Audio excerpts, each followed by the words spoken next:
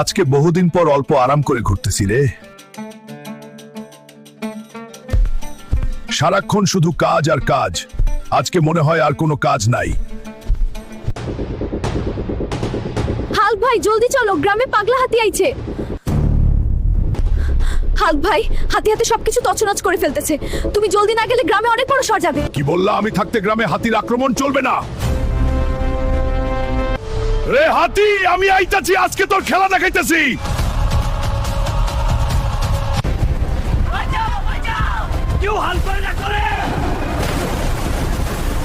এবার আয় দেখছি।